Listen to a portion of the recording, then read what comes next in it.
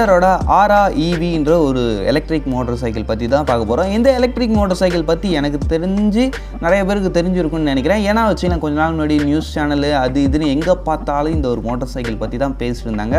ஏன்னா ஒரு ரெவல்யூஷன் ஏற்படுத்துகிற மாதிரி ஒரு சில நல்ல பெஸ்ட்டான ஃபீச்சர்ஸை இந்த வெஹிக்கிள் உள்ளடக்கி வந்துச்சு. அது காரணம் பார்த்தோம்னா ஃபர்ஸ்ட் விஷயம், இது ஒரு மேனுவல் டிரான்ஸ்மிஷன் உள்ள ஒரு எலக்ட்ரிக் மோட்டார் சைக்கிள். ஆமாம், மேனுவல் டிரான்ஸ்மிஷன்னா இந்த வண்டியில் உங்களுக்கு கீர் உண்டு. அவன் ஒரு 4 ஸ்பீட்கான ஒரு கியர் பாக்ஸ் இந்த வண்டியில் கொடுத்துருந்தாங்க. அது இல்லாமல் இதில் உங்களுக்கு liquid cooled technology electric motor சைக்கிளே கொடுத்துருந்தாங்க.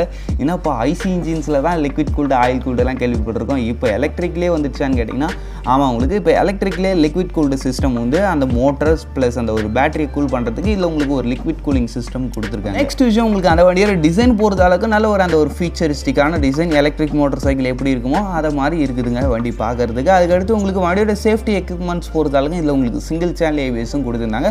ஆமாம், சொல்ல மறந்துட்டேன் இல்லையா, இது வரைக்கும் நம்ம பார்த்த எல்லா வெஹிக்கிள்ஸ்லையும் உங்களுக்கு அந்த ஒரு சிபிஎஸ் பிரேக்கிங் சிஸ்டம் மாதிரி தான் இருக்கும். உங்களுக்கு அந்த ஒரு அல்ட்ரா வயலட் F77 கிட்ட சொல்லியிருந்தேன் இல்லையா, 3 லட்ச ரூபா எலக்ட்ரிக் பைக், அதில் மட்டும் உங்களுக்கு டூயல் சேனல் வரும். அதை தவிர்த்துட்டு உங்களுக்கு எதுலேயும் ஏபிஎஸ்லாம் வராது, நார்மலாக அந்த சிபிஎஸ் பிரேக்கிங் சிஸ்டம் தான். பட் இது கொஞ்சம் ஒரு பட்ஜெட்லேயும் வரும், உங்களுக்கு ஒரு சிங்கிள் சேனல் ஏபிஎஸோட வந்துடும்ன்றதுனால தான் இந்த ஒரு வெஹிக்கிள் எனக்கு ரொம்ப பிடிச்சிருச்சு. சரி, ஓகே. நெக்ஸ்ட் விஷயம், உங்களுக்கு வண்டியோட ஸ்பெசிஃபிகேஷன்ஸ் பொறுத்த அளவுக்கு உங்களுக்கு வண்டியோட டோட்டல் ரைடிங் ரேஞ்சுன்னு பார்த்தோம்னா பர் சார்ஜுக்கு 125 கிலோமீட்டர்ஸ் வரைக்கும் போக முடியும்னு சொல்கிறாங்க. வண்டியோட சார்ஜிங் டைமு 5 ஹவர்ஸ் வரைக்கும் போகுது.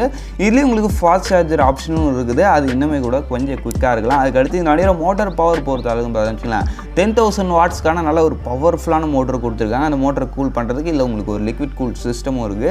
அதுக்கடுத்து உங்களுக்கு வண்டியோட பேட்டரி கெப்பாசிட்டி பொறுத்த அளவுக்கு 5 கிலோ வாட்ஸ்க்கான ஒரு லித்தியம் அயன் பேட்டரி, அதுவுமே உங்களுக்கு லிக்விட் கூல் டெக்னாலஜி மூலமாக கூல் ஆகிட்டே இருக்கும். சரி, அதுக்கடுத்து இதில் ஃபாஸ்ட் சார்ஜர் இருக்குன்னு சொல்லியிருந்தேன் இல்லையா, அந்த ஃபாஸ்ட் சார்ஜர் மூலமாக நீங்கள் இந்த வண்டியை சார்ஜ் போடுறீங்கன்னும் போது 0 to 100 வெறுமே 2 ஹவர்ஸில் நீங்கள் முடிச்சிடலாம். சூப்பரில். அதுக்கடுத்து வண்டியோட டாப் ஸ்பீடு பொறுத்த அளவுக்கு கம்பெனி தரப்புலேருந்து எந்த வித விஷயங்களும் இல்லை. பட் டாப் ஸ்பீடு என்ன ஒரு 80 அபோவுக்கு மேலே போகலான்னு வச்சுக்கலாம். அது இல்லாமல் இதில் உங்களுக்கு டிரான்ஸ்மிஷன் இருக்குதுன்னு போது நீங்கள் இந்த வண்டி இன்னும் கூட கொஞ்சம் எக்ஸ்ட்ரா புஷ் பண்ணலாம். அதே மாதிரி இந்த டிரான்ஸ்மிஷனை நீங்கள் ஒழுங்காக யூஸ் பண்ணுறீங்கன்னும் போது இந்த வண்டியோட அந்த ஒரு டோட்டல் ரைடிங் ரேஞ்ச் எவ்வளோப்பா 125 சொல்கிறாங்கல்ல, அதை விட கூட கொஞ்சம் நீங்கள் எக்ஸ்ட்ரா வர வைக்கலாம்.